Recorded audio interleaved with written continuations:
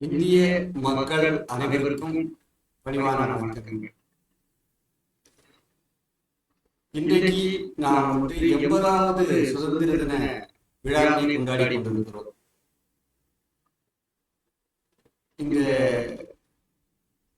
சுதந்திர தினத்தை நாம் கொண்டாடுவதற்கு நம்முடைய முன்னோர்கள் ஆற்றிய பணிகள், தியாகங்கள், சிறைவாசங்கள், ஆங்கிலேய அரசால்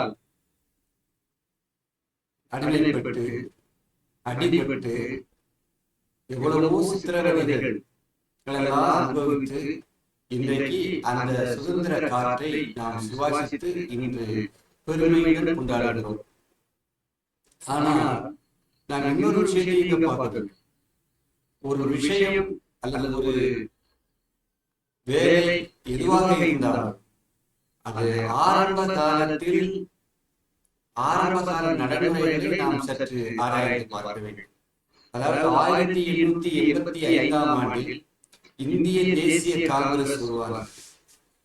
இந்த இந்திய தேசிய காங்கிரஸ் உருவானதுக்கு முன்பாகவே பல இயக்கங்கள் தொடங்கின. ஆனால் அதிலிருந்து சற்று தொய்வு ஏற்பட்டது. இந்திய தேசிய காங்கிரஸ் ஆரம்பத்தில் அரசியல் மற்றும் நிர்வாக சீர்திருத்தங்களை வலியுறுத்திய இந்த இயக்கம் பின்னர் முழுமையான சுதந்திரத்திற்காக மிகப்பெரிய மக்கள் இயக்கமாக வளர்ந்தது. இதன் எதிரொலியாக வங்க பிரிவினை மற்றும் சுதேசி இயக்கம் 1905இல் வங்காள பிரிவினை அறிவிக்கப்பட்டதை தொடர்ந்து சுதேசி இயக்கம் வலுப்பெற்றது. வெளிநாட்டு பொருட்களை புறக்கணித்து இந்திய பொருட்களை பயன்படுத்த வேண்டும் என்ற கருத்து மக்களிடையே பரவியது. தமிழகத்திலும் வ.உ.சி. சிதம்பரனார், மகாகவி பாரதியார், சுப்பிரமணிய சிவா போன்றோர் விடுதலை உணர்வை மக்களிடம் ஏற்படுத்தினர். காந்தியடிகளின் தலைமையில் மக்கள் போராட்டம் 1915இல் மகாத்மா காந்தி இந்தியாவுக்கு திரும்பிய பிறகு சுதந்திர போராட்டம் மிகப்பெரிய மக்கள் இயக்கமாக மாறியது. முக்கியமாக இயக்கங்கள் ஒத்துழையாமை இயக்கம் 1920, உப்பு சத்தியாகிரகம், சட்ட மறுப்பு இயக்கம் 1930, வெள்ளையனே வெளியேறு இயக்கம் 1942, அகிம்சை சத்தியாகிரகம், ஒத்துழையாமை போன்ற வழிகளில் ஆங்கிலேய ஆட்சிக்கு எதிராக மக்கள் போராடினார்கள். புரட்சியாளர்களின் பங்கு அனைவரும் ஒரே வழியில் போராடவில்லை.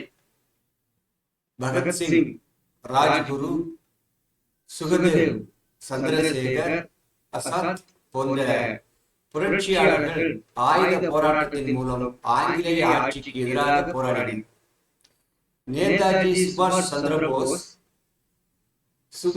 போஸ் இந்திய தேசிய ராணுவத்தை வழிநடத்தி ஆயுதத்தின் மூலம் இந்தியாவை விடுவிக்க முயன்றார்.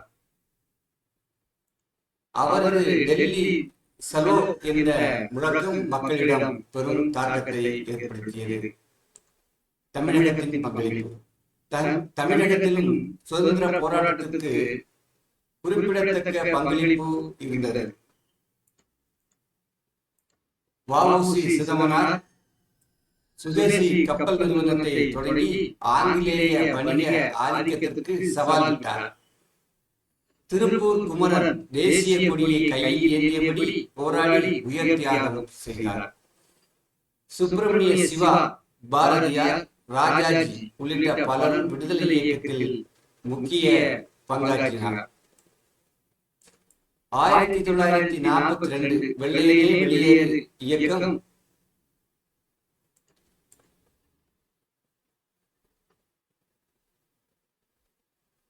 மிகப்பெரிய போராட்டத்தை தொடங்கியது. ஆயிரக்கணக்கான மக்கள் கைது செய்யப்பட்டனர், பலர் தியாகம் செய்தனர். இந்திய சுதந்திரம் பெற்றது. இந்த சுதந்திரமானது 1947ஆம் ஆண்டு 15ஆம் தேதி 8ஆம் மாதம்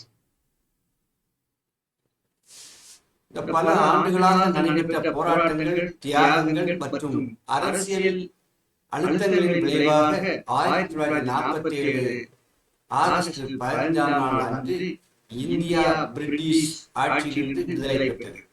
ஜவஹர்லால் நேரு சுதந்திர இந்தியாவின் முதல் பிரதமராக பொறுப்பேற்றார்.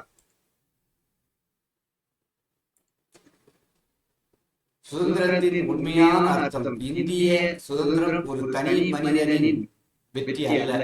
காந்தி, நேதாஜி, பகத்சிங், வ.உ.சி., பாரதியார், திருப்பூர் குமரன் உள்ளிட்ட தலைவர்களுடன் பெயர் தெரியாமல் தியாகம் செய்த கோடிக்கணக்கான இந்தியர்களின் கூட்டு போராட்டத்தின் விளைவு நமக்கு சுதந்திரம் கிடைத்தது.